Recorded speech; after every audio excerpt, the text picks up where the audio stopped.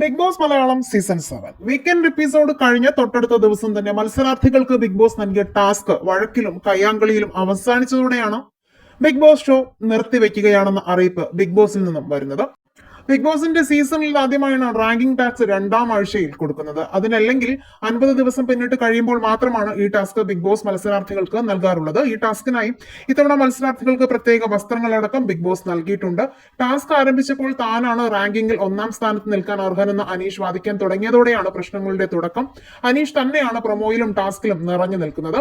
Commoner മത്സരാർത്ഥി അനീഷും മറ്റ് മത്സരാർത്ഥികളും തമ്മിലാണ് വഴക്ക്.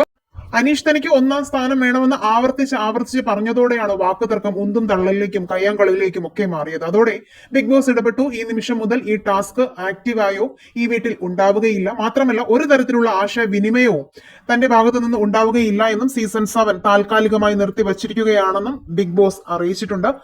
മലയാളത്തിന്റെ ചരിത്രത്തിൽ ആദ്യമായാണ് ഇത്തരം ഒരു പ്രഖ്യാപനം വരുന്നത്.